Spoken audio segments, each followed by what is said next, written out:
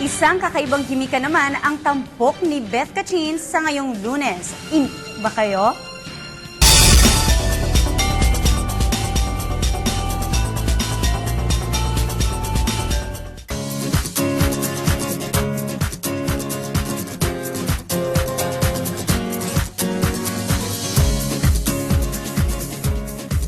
Kung ikaw ay stress at pagod na sa trabaho, saan ka ba madalas pumunta?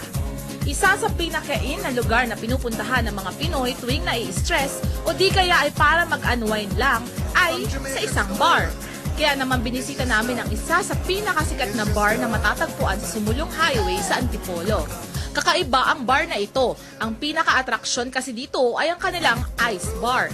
Yung concept is based on dun sa mga ibang bars all over the world.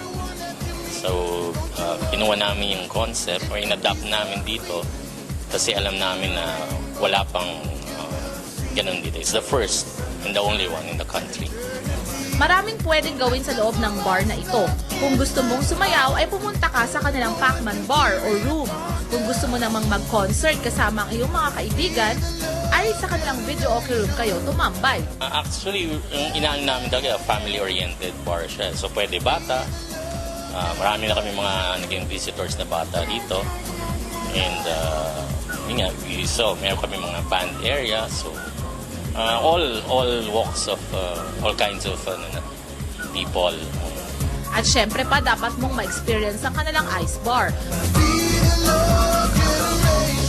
Bago pumasok dito ay pumunta muna sa warm room at isuot ang thermal jacket. May sorpresa palang naghihintay sa aming pagpasok sa ice bar. Kami ay namangha sa ice carved logo ng telebisyon ng bayan.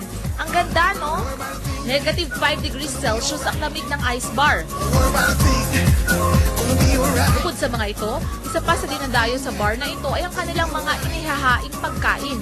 Filipino at Indian dishes ang matitikman nyo dito. Sa halagang 500 pesos ay you can eat and drink all you can na. Sa Filipino dish, matitikman nyo ang igado, kare-kare, leksyon paksiw, afretada at marami pang iba. Sa Indian dish naman, dapat nyong i-try ang zaraulo, chicken and goat masala, rice bulaw at huwag kaligtaan ang kanilang naan bread. At may bonus pa, dahil habang inihahain sa inyo ang mga Indian dish na inyong in-order, ay sasayawan pa kayo ng kanilang mga servers.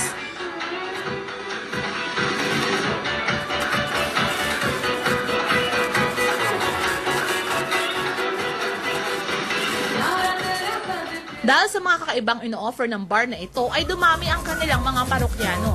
Two places at one time. You have food and you have drinks at the same time, but a different ambience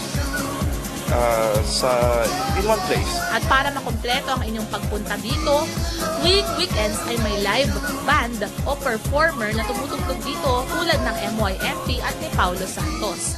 Kaya tunay ngang ikaw ay maaaliw at panandali ang mga kalimot sa problema sa pagpunta mo sa bar. Hina na ba? Kami, hina! Para sa Telebisyon ng Bayan, Elizabeth Cachin.